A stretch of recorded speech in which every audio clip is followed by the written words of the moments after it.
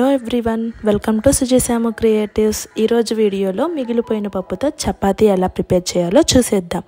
ఇది లంచ్ బాక్స్కి లేదా బ్రేక్ఫాస్ట్కి పర్ఫెక్ట్ రెసిపీ అని చెప్పొచ్చు. ఇంకా ప్రాసెస్లోకి వెళ్దామా? ముందుగా బౌల్లోకి 2 కప్పులు గోధుమ పిండి తీసుకోండి. ఇందులోనే ఉడికించుకున్న 1.5 కప్పు దాకా కందిపప్పు వేసుకోండి. పచ్చిమిర్చి, జీలకర్రని ఇలా పేస్ట్లా చేసుకొని యాడ్ చేసుకోండి. ఇందులోనే కొంచెం పసుపు, కొంచెం కారం, టేస్ట్కి తగినంత ఉప్పు, ఇంకా 1 టేబుల్ స్పూన్ నూనెని యాడ్ చేసుకోండి. మొత్తాన్ని వాటర్ వేయకుండా బాగా కలుపుకోండి. తర్వాత ఎంత వాటర్ యాడ్ చేసుకోవాలనేది తెలుస్తుంది. మీరు కందిపప్పే వాడాలని ఏం లేదు, ఉడికించుకున్న ఎలాంటి పప్పు అయినా యూజ్ చేయొచ్చు. బాగా సాఫ్ట్గా కలుపుకోండి. 15 మినిట్స్ పక్కన పెట్టేయండి.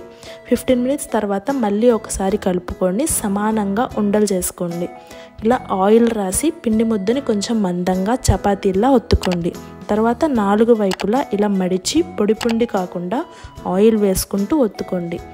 తర్వాత వేడివేడి పెనం మీద చపాతీ వేసుకొని ఇలా చుట్టూ నూనె వేసుకుంటూ 2 వైపులా మీడియం ఫ్లేమ్లో బాగా కాలనివ్వండి. అంతే అండి, సూపర్ టేస్టీగా ఉండే దాల్ చపాతీ రెడీ. ఈ చపాతీలు ఒక 2 తింటే చాలు, కడుపు నిండిపోతుంది, అంత బాగుంటాయండి. సైడ్ డిష్గా ఏమీ అవసరం లేదండి. ఎలాంటి పికిల్స్తో అయినా లేదా చల్లటి రైతాతో అయినా తినేయచ్చు. చాలా సింపుల్ రెసిపీ, చాలా బాగుంటుంది. ట్రై చేయండి. ట్రై చేసి మీకు ఎలా అనిపించిందో కామెంట్ సెక్షన్లో చెప్పండి. ఈ రెసిపీ మీకు నచ్చినట్లయితే లైక్ చేయండి. మీ ఫ్రెండ్స్ అండ్ ఫ్యామిలీస్కి షేర్ చేయండి. ఇలాంటి మరిన్ని వీడియోస్ కోసం మన ఛానల్ని సబ్స్క్రైబ్ చేసుకోండి. Thank you for watching.